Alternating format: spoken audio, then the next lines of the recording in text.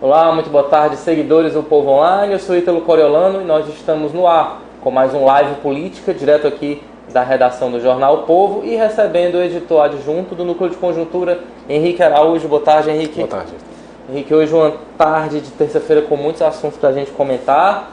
A gente vai começar falando quais são os 4 temas. O primeiro é uma fala do governador de São Paulo, Geraldo Alckmin, que vai ser aclamado presidente do PSDB. Ele afirmou que aceitou chegar à presidência do PSDB, aceitou esse desafio para evitar sequelas, isso porque havia aí um racha no partido. E ele só vai chegar, no caso, dia 9 de dezembro acontece a convenção do PSDB, mas isso só foi possível porque o senador Tasso Gereissati abriu mão da sua candidatura e ele também comentou o assunto. Ele afirmou que cumpriu o seu dever de chacoalhar o PSDB. Já a gente vai saber quais devem ser os rumos do ex-governador cearense e também atual senador pelo estado do Ceará.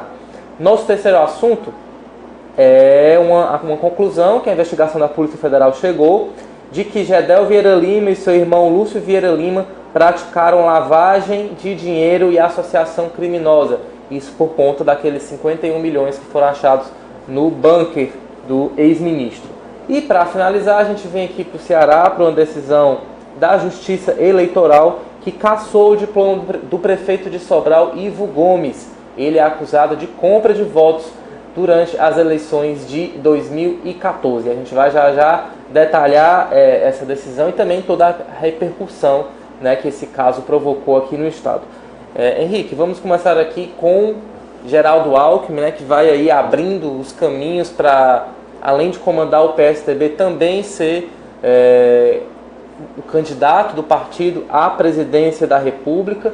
Ele já deu algumas declarações, já afirmou, como você pode ver, que vai assumir a presidência do PSDB após um pedido de Fernando Henrique Cardoso. Foi o próprio ex-presidente que tentou aí aparar as arestas, deixar o partido mais unificado, e também disse que seu primeiro passo, quando chegar à presidência do PSDB, vai ser definitivamente romper com o governo de Michel Temer. Henrique, então agora a grande dúvida é como o PSDB vai se estruturar para 2018. Será que ele vai conseguir se desligar da imagem do governo Michel Temer depois de apoiar a administração por cerca de 2 anos? Como é que vai ficar João Dória nessa questão, Aécio Neves, enfim. Tem um grande desafio aí para o governador de São Paulo, Geraldo Alckmin, que não é só o de comandar o PSDB, mas também de fortalecer o partido para as eleições de 2018. O governador de São Paulo pega um PSDB dividido, apesar de ser uma cartada de conciliação, e daí o pedido do ex-presidente Fernando Henrique Cardoso para que ele assumisse o controle, o comando do PSDB a partir do dia 9, a data da convenção que vai sacramentar o nome do governador de São Paulo, Geraldo Alckmin, à frente do PSDB. Havia 2 candidaturas, a do senador cearense Tasso Gereissati e a do governador de Goiás, Marconi Perillo. Eram candidaturas alinhadas a projetos diferentes para o PSDB. Uma mais ligada ao senador mineiro Aécio Neves, no caso Marconi, que defendia a manutenção dos cargos no ministério do governo Michel Temer, e a Tasso Gereissati, que era uma candidatura que pretendia renovar o partido, defendia o desembarque imediato, Foi a responsável também por aquela rumorosa peça de propaganda que fez um meia-culpa em relação a escândalos e ao apoio ao governo Michel Temer. Então eram projetos antagônicos. O principal desafio do Geraldo Alckmin, do governador, assim que assumir, ele não tem discursado ainda como presidente, ele tem acenado para essa decisão que vai ser tomada, mas de fato ele é hoje o homem que deve conduzir o PSDB. O grande desafio dele é conciliar essas duas bandas do PSDB. O senador Tasso Gereissati já falou, não uma nem duas, ele falou mais de 2 vezes que há um PSDB que não é o dele, não é o PSDB do Mário Covas, não é o PSDB do Fernando Henrique Cardoso. Então, claramente, há 2 PSDBs e essas 2 bandas vêm se confrontando desde o processo de deflagração do impeachment e a chegada de Michel Temer ao poder. Os projetos políticos do governador vão para além de pacificar, dessa tentativa de pacificação do PSDB. Eles passam por 2018. Daí a importância da forma como esse desembarque do governo Michel Temer deve ser conduzida pelo governador paulista. Ainda dúvida se de fato o governador vai defender essa saída imediata, que não é imediata, já que estamos aí a menos de 1 ano das eleições. Então, durante boa parte do governo Michel Temer, governo da parte daquela etapa que foi provisória, interina, e depois que ele se efetivou, o PSDB sempre foi um parceiro importante do presidente Michel Temer. Hoje mesmo, o presidente da Câmara, Rodrigo Maia, disse que não há a possibilidade de votar e aprovar a reforma da Previdência sem os votos do PSDB. Portanto, o PSDB continua sendo um ator importantíssimo para os planos e para viabilizar uma agenda minimamente reformista do governo Michel Temer. Então, para o Geraldo Alckmin, há um aspecto interessante de se manter ao lado do presidente Michel Temer, principalmente com vistas a 2018.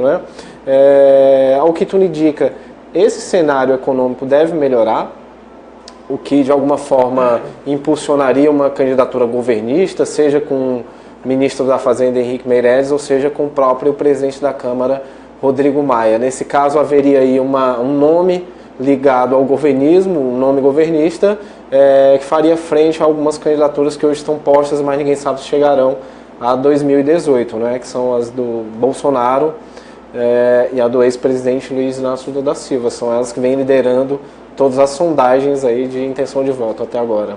O fato é que a candidatura que, até agora, antes da entrada de Geraldo Alckmin, estava mais forte, tinha mais chance, era do senador Tasso Gereissati, mas ao mesmo tempo ela acabava fechando muitas portas de alianças e de diálogos para 2018, exatamente pelo discurso dele, de renovação, de promover realmente essa chacoalhada que ele defendeu, que a sua candidatura acabou representando. Então o PSDB realmente colocou os pés no chão e disse de que adianta esse discurso todo de mudança se quando chegar em 2018 a gente não vai conseguir nenhum tipo de diálogo com o PMDB e com os outros partidos que compõem o Centrão. O discurso do senador Tasso Gereissati, por incrível que pareça, era considerado muito radical para o que o PSDB quer e defende em 2018. E essa candidatura unificada também vem mostrar realmente a incapacidade que o PSDB tem de promover internamente um processo democrático de escolha do seu comando. Exatamente. É realmente uma decisão de gabinete. Tanto que o partido vive uma espécie de esquizofrenia em relação a alguns processos. Por exemplo, eu vou voltar a falar da peça que foi veiculada, foi elaborada, depois veiculada, ainda sob a gestão de Tasso Gereissati. Tasso que foi afastado do cargo de presidente interino do PSDB pelo senador Aécio Neves, que estava de licença do partido depois de ter se enrolado aí definitivamente com a Lava Jato. Então aquela peça que fez um meia-culpa foi alvo de controvérsia muito grande. Uma ala do partido achou exagerado e não se reconheceu naquela confissão de culpa em relação a alguns processos envolvendo corrupção no próprio governo Michel Temer, por ter apoiado iniciativas do governo, ter apoiado inclusive o próprio impeachment. Aquela peça causou um desconforto muito grande em alguns setores do PSDB. Tanto que hoje o partido lançou um programa que, ao que tudo indica, vai servir de base para as disputas de 2018, que foi elaborado pelo Instituto Teotônio Vilela, que é o braço intelectual do PSDB. Ele elaborou um programa de cerca de 15 páginas, no qual ele fala sobre um programa de privatizações, fala de manter avanços na área social, entendeu? Mas em nenhum momento cita o meia-culpa, assume, traz para si algum tipo de autocrítica, que é basicamente o que as pessoas esperam hoje, que partidos, não só partidos, mas que as figuras políticas que estiverem envolvidas com a Lava Jato, que ainda estão envolvidas, que elas façam algum tipo de autocrítica. O PT não fez isso, o PSDB também não fez. O único esboço, o único aceno de autocrítica até então foi aquele que nós vimos dos tucanos sob a gestão Tasso Gereissati. De certa forma, isso é uma derrota para o Tasso, porque ele defendia duas teses. O partido tem que desembarcar imediatamente do PSDB, isso não se efetivou. E a segunda é que o partido, exatamente, só o Bruno Araújo deixou o Ministério das Cidades. E a outra é que o partido fizesse uma autocrítica. Ao que tudo indica, não fez e tampouco vai fazer no ano eleitoral, né? E o que a gente tem visto é que o Geraldo Alckmin, embora já tenha defendido também, tem apoiado o Tasso, quando o Tasso era candidato à presidência do partido, e que tenha defendido a saída do governo, é que a opção por Geraldo Alckmin é exatamente uma opção também não por essa tese do desembarque, que tende a ganhar menos força a partir de agora. Na verdade, eu acho que ela vai se enfraquecer a partir de agora com a chegada de Geraldo Alckmin, né? Que era uma figura que se manteve ali durante todo esse tempo de crise no PSDB, nos bastidores, e agora está nos holofotes, tanto no próprio partido quanto na Lava Jato, né? Bem, falando agora especificamente de Tasso Gereissati, ele não é mais candidato à presidência do partido, e agora se abre um novo debate sobre o futuro do senador cearense, né? Há uma clara pressão, vai haver uma pressão bem forte de aliados do senador tucano aqui no Ceará para que ele seja candidato ao governo do estado, isso porque Geraldo Alckmin vai precisar de um palanque forte aqui no estado, mas também há outras possibilidades, né? Por exemplo, o próprio Geraldo Alckmin afirmou hoje que o vice dele não precisa ser do sudeste de São Paulo. Então você já tem aí uma cartada forte que seria o próprio senador, né, na vice da chapa dele para 2018. Enfim, Tasso Gereissati não vai desaparecer dos holofotes, apesar de ter desistido da presidência do PSDB. Ainda há muita expectativa sobre o papel que ele vai ter no ano de 2018. Ele está desconfortável. Hoje ele deu uma entrevista, inclusive criticou abertamente esse programa que foi lançado pelo PSDB. Ele disse que ele sequer tomou conhecimento das teses que foram apresentadas nessas 15 páginas do programa, e disse que, na verdade, o encontro são os dirigentes, essa nova diretoria do PSDB, que deve elaborar um conjunto de propostas que vão nortear o partido ao longo de 2018. Ou seja, o senador cearense continua descontente, a tese dele de alguma forma foi vencida, mas o papel dele nacionalmente ainda está por ser desenhado, qual é a função, que espaços ele vai ocupar no PSDB a partir do dia 9 de dezembro, quando vai se eleger um novo presidente. E a gente tem que lembrar também que o Tasso tem um papel importantíssimo no cenário local aqui no Ceará, com a indefinição ainda de um nome, um rosto para a oposição, né? Desde esse processo de enamoramento aí entre o governador Camilo Santana, o senador Eunício Oliveira, que a oposição ficou ali um pouco acanhada, um pouco entristecida, porque o Eunício, de alguma forma, representava essa grande chance de lançar uma chapa, um nome à altura, né, do desafio que é enfrentar o governador Camilo Santana, que deve disputar a reeleição no ano que vem. Então, com essa timidez, ou então com esse gradual processo de alinhamento entre o Eunício e o Palácio da Abolição, o senador Tasso passa a desempenhar um papel ainda mais importante. E com a saída dele dessa disputa, dessa corrida eleitoral pela presidência do PSDB, a responsabilidade dele dobra aqui, porque se confirmar que vai ser Geraldo Alckmin, então o presidente do partido, no caso, Geraldo Alckmin, vai precisar de um palanque forte aqui, e talvez só a figura do senador Tasso Gereissati seja capaz de conferir a robustez que isso precisa, né? Que ele vai precisar aqui no Ceará. Lembrando que o senador Tasso Gereissati não vai ocupar nenhum cargo, já disse que não vai ocupar nenhum cargo na Executiva Nacional do PSDB, em contrapartida do primeiro vice-presidente vai ser o governador de São Paulo, Marconi Perillo, que deve acabar se transformando, pelo menos por algum tempo, em presidente do PSDB, já que a partir de abril, Geraldo Alckmin vai iniciar viagens pelo país para começar a tocar a sua pré-campanha à presidência da República, ou seja, ele conseguiu realmente mover as peças sem entrar em conflito com João Dória, conseguiu ele abafar as vozes dissonantes do partido e vai aí sendo aclamado para disputar a presidência da República. Bem, saindo um pouco desse debate eleitoral e indo para o debate sobre corrupção, né, que hoje está tão ligado, mas enfim, tirando um pouquinho o PSDB de lado, a Polícia Federal concluiu que o ex-ministro Gedel Vieira Lima e o seu irmão Lúcio Vieira Lima praticaram lavagem e associação criminosa.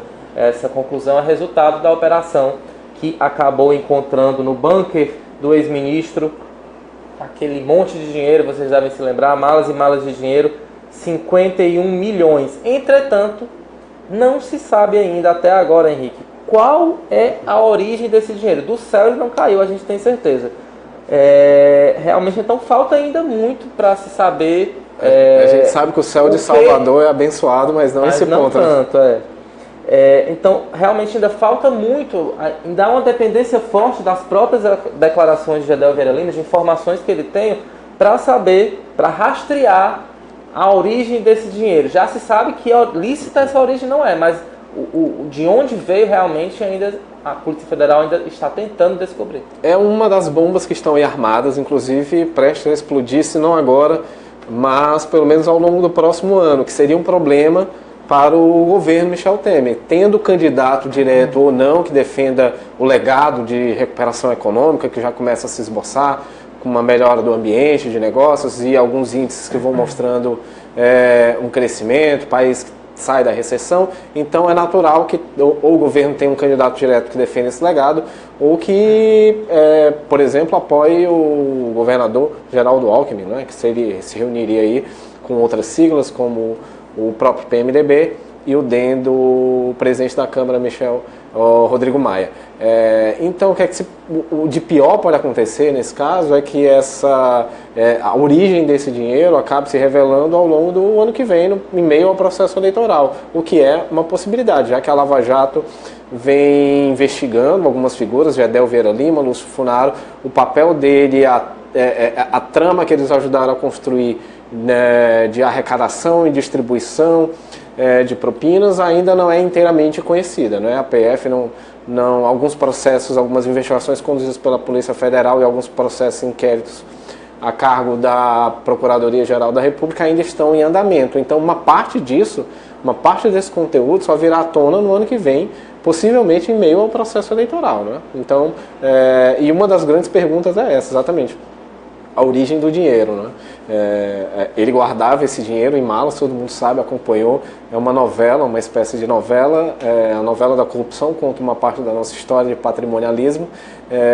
Guardava esse dinheiro em malas. O simples fato de que essa dinheirama estivesse ali naquele apartamento já é um indicativo de que ele não tem uma origem muito lícita. O dinheiro limpo estava no banco, né? Não estava dentro de um quarto. E para deixar ainda essa história mais curiosa e mais impressionante, hoje foi divulgado que 2 malas, né, depois que a Polícia Federal chegou lá, contou todo o dinheiro, empacotou tudo, que 2 malas simplesmente sumiram. O que aconteceu? A Polícia Federal no Distrito Federal disse que recebeu 7 malas. Entretanto, a Polícia Federal na Bahia afirmou que durante o auto de apreensão daquele material todo foram lavrados, né? A documentação lavrou essa quantia e falou em 9 malas, ou seja, só faltava mesmo a própria Polícia Federal ter que ser investigada, porque foi ela que pegou o dinheiro, guardou e levou. Eram 9, agora tem 7, o que falta acontecer, né? São os fatos pitorescos que a Lava Jato tem também, né? A gente lembra que numa dos trechos da delação do doleiro Lúcio Funaro, que era ligado ao ex-presidente da Câmara, Eduardo Cunha, hoje preso, os Funaro, que operava aquele esquema ali no Fundo de Investimento da Caixa Econômica Federal, ao qual o próprio Gedel Vieira Lima, ex-ministro de Michel Temer, também era ligado. Ele falou durante um dos trechos da delação que comprou votos de um deputado, que no caso o deputado cearense, deputado federal Aníbal Gomes, teria comprado votos de um deputado que não votou, ou seja, ele estava cobrando ali a propina que ele deu, mas não pagou, não é uma espécie de... Não é crime, mas até porque se tratava de dinheiro de propina, a mesma coisa do caso das malas, que já tem uma origem, provavelmente no roubo, na ilicitude, que acabam desaparecendo. Ou seja, é uma dupla ilicitude, é um dinheiro cuja origem provavelmente é ilegal, que acaba também entrando por outras vias da ilegalidade, se é que é possível isso, né? O Brasil, nesse caso não dá para dizer que o ladrão que roubou ladrão tem senso de perdão, não. O Brasil é kafkiano, né? Uma coisa que não dá para entender. Bem, deixando um pouquinho Brasília e o escândalo lá de cima de lado, a gente vai para uma polêmica agora aqui do Ceará.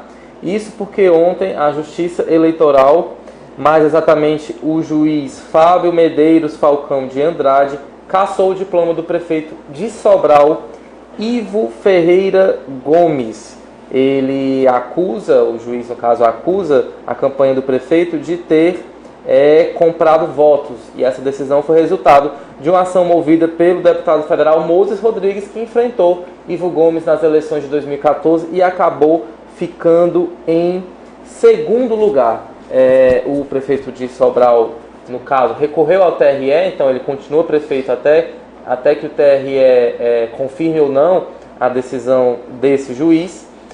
E ainda, segundo esse juiz eleitoral, quem teria, no caso, o voto que teria sido comprado, teria sido do eleitor Erisvânio Custódio Santiago, e Ivo Gomes disse que nunca viu essa pessoa na vida e que essa mesma pessoa já teria, inclusive, sido condenada por roubo. Enfim, Henrique, é um problema local, mas que acaba tendo repercussão nacional pelo fato de Ivo Gomes ser irmão de Ciro Gomes. Exato. Ou seja, se esse caso for confirmado, isso acaba atingindo em cheio também a imagem do presidenciável. A mera decisão do juiz não é ainda a certeza de culpa, obviamente, que isso é uma decisão.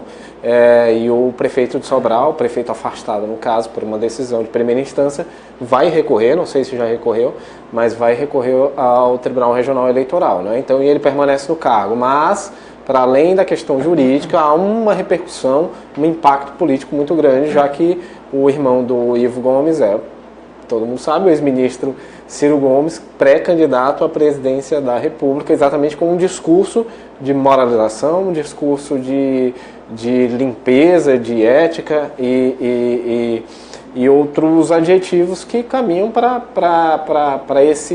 essa conexão com o espírito das ruas. É isso que a gente fala. O Ciro tem tentado tirar proveito de um estado de ânimo do eleitor, de um modo geral, que procura um nome que não seja nem extrema, nem numa ponta, nem radicalmente à esquerda, nem radicalmente à direita, que represente a renovação política, que seja